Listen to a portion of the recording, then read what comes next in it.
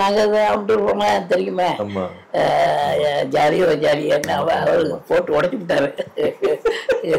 அப்போ இந்த கோயந்தான்னு இந்த கேரக்டரு மீனா கேரக்டரு வரும்போது இங்க ஹிண்ட் கொடுக்கணும். ஆமா, ஹிண்ட் கொடுக்கணும். நான் சில பேர் அந்த ஒரு படம் டப்பிங் படம்னா அந்த படத்தை பார்க்க சொல்லுவாங்க, நான் பார்க்க மாட்டேன். அதாவது பகல்ல வந்து டைரக்டருக்கு தெரியாம எது வந்து டைரக்ஷன் பண்ண மாட்டாங்க, நைட்டில் டைரக்டர் அவங்க உட்காந்து பண்ணுறாங்க. அப்படி அப்படின்னு இன்ட்ரடக்ஷன் போட்டுக்கிட்டு அந்த படத்தில் இந்த லெட்டர் கொடுக்குற சீன் இருக்கு. அந்த கதைக்குள்ள இன்வால்வ் ஆகிறது ரொம்ப கஷ்டம். சில படத்தில் கூப்பிடணும், ஹீரோ வருவார், இப்போ கொடுங்க நடிக்க, அவங்க போயிடுவாங்க.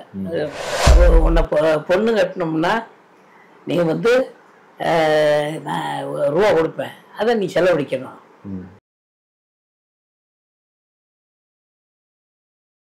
சார் அப்புறம் 99ல மீண்டும் தலைவரோட சொந்த படம், அந்த காமெடி அந்த டைலாகே பார்த்தா இன்னைக்கும் இன்றைய தலைமுறை குழந்தைங்க கூட பேசிட்டு இருக்கு. மாப்பிள்ளை அவரு தான் போட்டு சட்டை என்னோட இது. ஆமா, அந்த படத்துல படைப்பா சிவாஜி சார் நடிச்சது. அந்த படம் வந்து அவர் சிவாஜி சார் நடிக்கும் போது நம்ம கண்ட்ரோலா இருப்பாரு. கதையிலும் சரி இது சரி. அதில் மணிவண்ணு அருமையான மணிவண்ணு சூப்பரு. எல்லா காமெடியாக இருந்தாலும்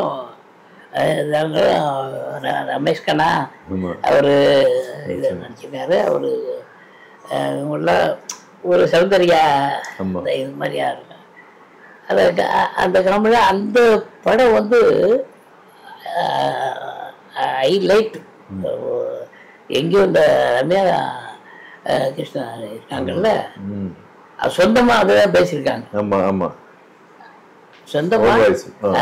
சொந்தமா பேச போய்தான் அவங்களுக்கு அந்த கேரக்டர் இருந்துச்சு. நானே தலைவர்கிட்ட சொன்னேன், சொந்தமா பேசினாதான் நல்லா இருக்கும் அப்படின்னு. அதுக்கப்புறம் வந்து அந்த பொண்ணு வந்து அதுதான் ஹைலைட். அதுக்கப்புறம் தான் அந்த பொண்ணுக்கு டாப். சாதாரண ஹீரோனியா இது ஒன்றும் இல்லை, அதுக்கு எவ்வளோ நான் ரொம்ப டாப்பில் அதுக்கு அது ஒரு சட்டை என்னதான் இது இருக்குன்னு வந்து ஒரு 2 பிட்டு தான், 2 பிட்டு இப்படி தான் இருந்துச்சு. இது தலைவர் தான் டெவலப் பண்ணிட்டு போனார். ஆமாம், இது 2 மூணு இப்படி வந்தானே அவங்க கேட்டானே இவங்களுக்கு அப்படியே கொண்டு போய் அந்த காமெடி வந்து இன்னைக்கே நீ சொன்ன மாதிரி அது வந்து பிள்ளைங்க எந்த காலத்துல ரசிக்கலாம். அதுக்கு வந்து ஒரு ஏஜ் லிமிட்டே கிடையாது. 30 வருஷம் கிட்ட ஆகுதுன்னா கூட இன்னைக்கும் அந்த காமெடின்றது இன்னைக்கு அவர் பேசுவாங்க இருக்கு.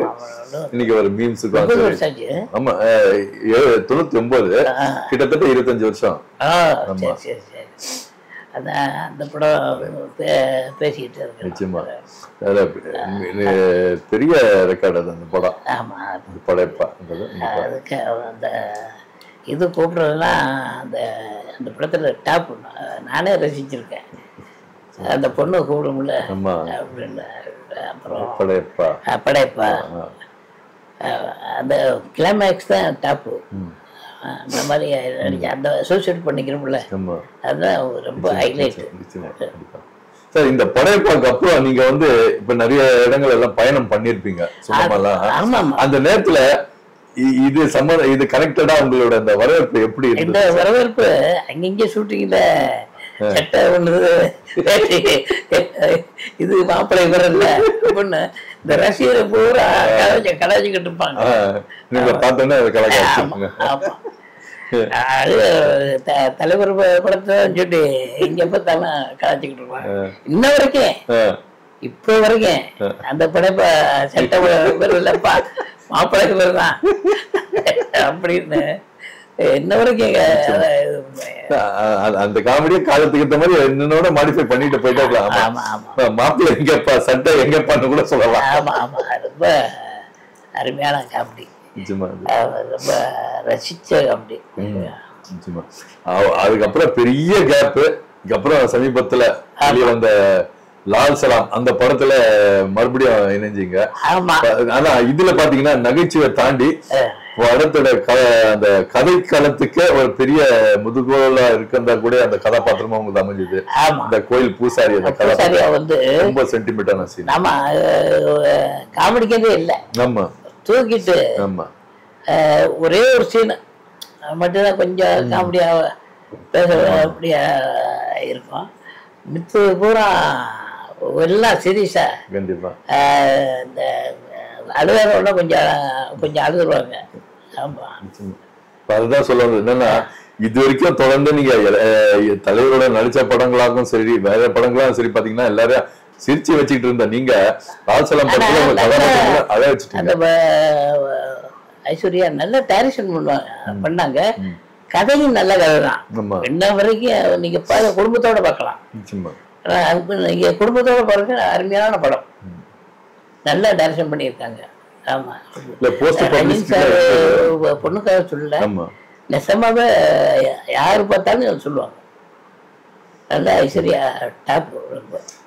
நிச்சயமா குறிப்பா இந்த படத்துல சென்டிமெண்ட் எந்த அளவுக்கு இருக்குன்னு பாத்தீங்கன்னா, குறிப்பா நீங்க அந்த ஒரு டைலாக் ஒன்று சொல்லி பாருங்க, ஒரு நிமிஷம் யோசிச்சு பார்த்தா எல்லாருக்குமே அது கனெக்ட் ஆகக்கூடிய அந்த டைலாக். எப்ப நான் உயிரோடு வாழ்ந்துட்டு இருக்கிறத இந்த வருஷத்துக்கு வர இந்த 2 நாளுக்காக தான், இந்த சந்தர்ப்பத்துல அந்த திருவிழா அந்த பேர்ல தான் பையன் பேரன் பார்த்து கொஞ்சம் குழாவுக்குள்ள இந்த 2 நாள் தான் வாழுறா. அப்படி போது ரொம்ப ஒரு ஹார்ட் டச்சிங்கான ஒரு வசனம் அது. அப்புறம் இந்த பூசாரியா வந்து கோயில போகும்போது ஆஸ்பத்திரி ஓடு, கரெக்ட், அது ரொம்ப அருமையான சென்டிமெண்ட். என்ன சாமி தானே ஆஸ்பத்திரி தேடு.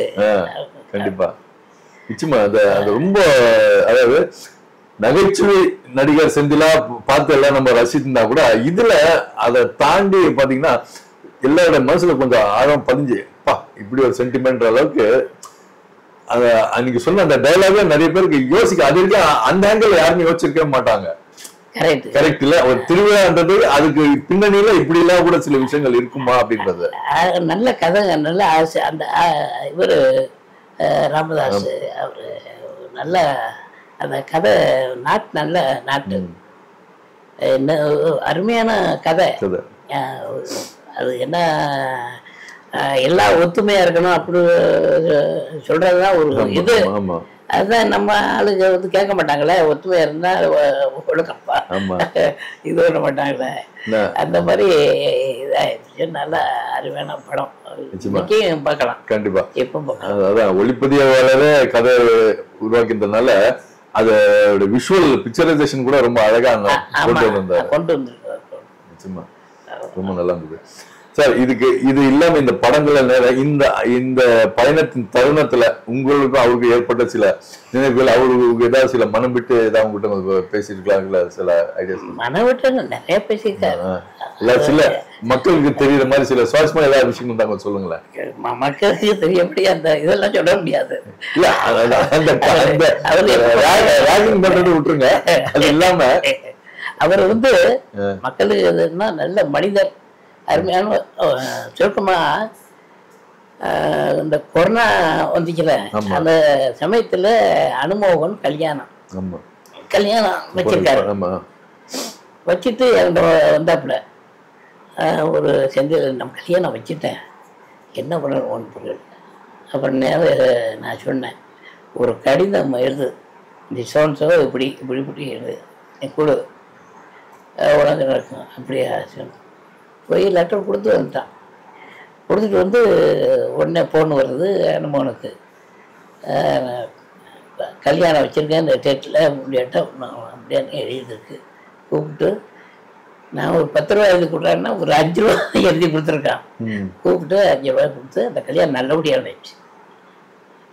யாரு தலைவர் தான் கொடுத்தாரு. கொரோனா சமயத்தில் 5 லட்சம் ரூபா கொடுத்து, யாருக்கும் தெரியாம நிறைய பேருக்கு தெரியாது. அவர் வந்து என்ன கொடுத்தாரு, எது கொடுத்தாரு அப்படின்னு நிறைய சில விஷயங்கள்லாம் தெரியாம கொடுப்பாரு. கண்டிப்பா அதான் ரம்யா இருந்து. ஆமா, இது வந்து யாருக்கும் தெரியாது. இப்பவும் சொல்றேன், கேட்டுக்குங்க. அவரு ஒரு வள்ளல். நிறைய அவர் தெரிஞ்சு செய்யக்கூடாதுன்னு நினைக்கிறது அவர் ஒருத்தர் தான்.